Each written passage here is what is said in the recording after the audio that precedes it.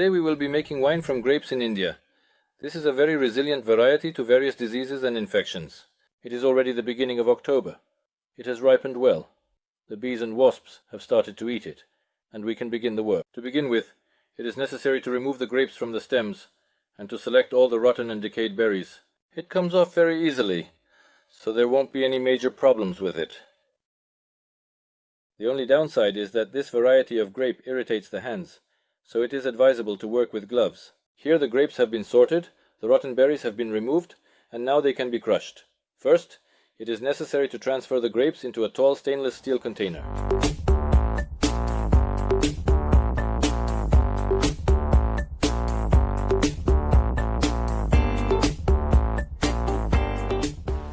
Here the grapes are covered, so the juice won't splash. Let's proceed to crush them. The grapes are very juicy now and are easily ground. Now it is necessary to cover the container with a lid or cheesecloth to prevent flies. Now it is necessary to place it in a warm place. Fermentation will last from 1 to 3 weeks, depending on the air temperature. During fermentation, it is important to stir the cap that forms on the must several times a day to prevent souring. 7 days have passed, and the must from the grapes has stopped fermenting. It is necessary to press it. Here you can see that the cap hardly rises. There is no noticeable separation of bubbles in the light carbon dioxide. This means that the must has fermented. To separate the must from the pomace, a special press is needed. But if you don't have one, you can use a regular strainer for vegetables. You can use regular cheesecloth, but it's a matter of taste. We take a mesh bag, a small container, and start filling it with the pomace.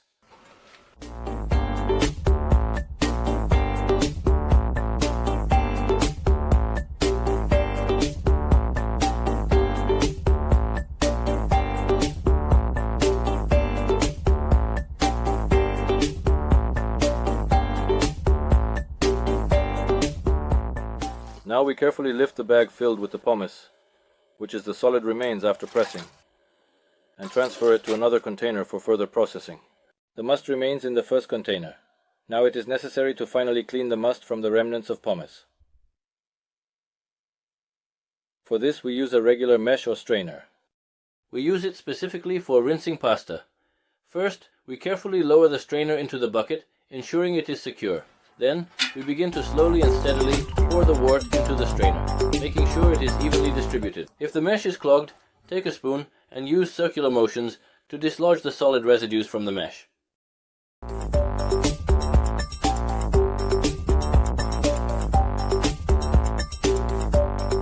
After this, all the seeds and pieces of grape skin remain in the strainer, which need to be removed.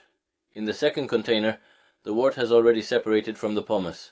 Again, we take the bag out into the first container and necessary to thoroughly squeeze the wort from the pomace using a small press. I use a lid like this or a pot lid as a press. We slightly tighten the bag. A bit more.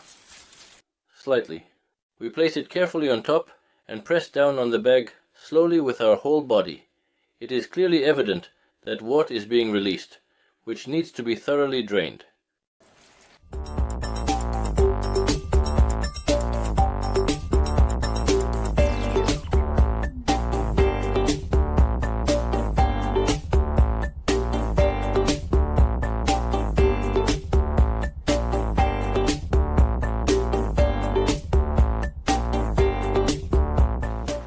In this step of the process, the wort undergoes pressing, which separates the liquid from the solid components.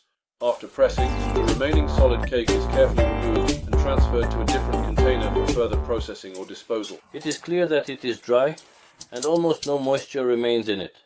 I will still use it for the production of grape moonshine. If you want to make a lot of wine, you can make second wine from this cake. For this, you need to take the same amount of water as the juice we extracted from this cake. Then, add sugar to this warm settled water at a rate of 200 grams of sugar per 1 liter of water.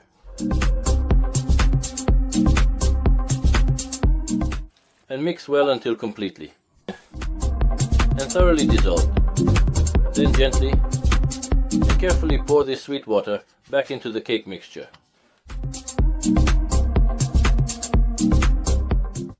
Mix well and place in a warm location for fermentation, covering it thoroughly with a lid to prevent air access. In the next stage, if you want to obtain semi-sweet wine, it is necessary to add sugar at a rate of about 100 grams of sugar per 1 liter of wine. If you want to make dry wine, then you do not need to add anything. If you add 1 kilogram of sugar, stir well, and after the sugar has completely dissolved in the wine, it should be placed in a sealed glass bottle. I use 20-liter glass containers, but this depends on each winemaker. To spill less wine, I will use a rubber hose with a diameter of 1 centimeter and a length of 1.5 meters. We create a vacuum in the hose using a bulb or by mouth.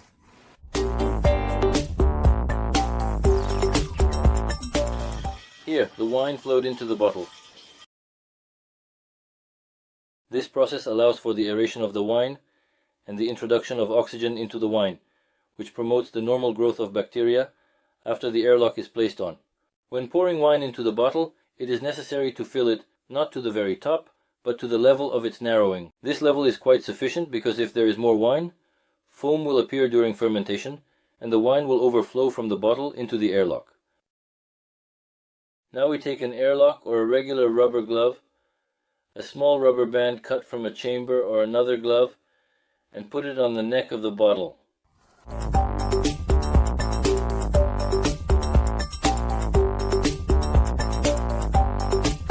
To prevent the glove from slipping off, it is necessary to take a large needle and make a small hole in one of the fingers of the glove. Now the wine needs to be placed for fermentation in a warm room with a temperature of about 18 to 22 degrees Celsius. Here our wine is already bubbling. It is indeed fermenting very well. It is clear that the gloves are swollen. On each bottle, I make a note indicating where and when the grapes were harvested. It will be easier to determine the variety, class, and color later. Here, it is clearly clear that there is indeed actually a heater that provides additional temperature for the fermentation of wine. As can be seen, the air temperature in the room is plus 18.5 degrees. This is quite an acceptable temperature for the normal fermentation of wine yeast, so I think the wine will turn out well. We'll see what happens in the end, because I will still be racking it. And I will further share my impressions about the wine that was produced. 10 days of fermentation have passed, and the glove has deflated. Let's see what has happened to the wine. It is clear that a layer of sediment has formed. It is slightly layered, and bubbles are rising from it. This means that the sediment has started to sour. These settled yeast need to be removed urgently. Any container can be used for transferring the wine, except for aluminum and galvanized ones.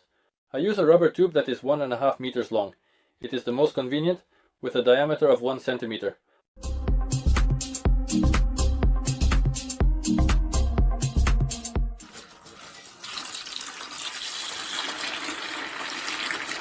This is good aeration, as oxygen enters here, which is necessary for the survival of the remaining yeast.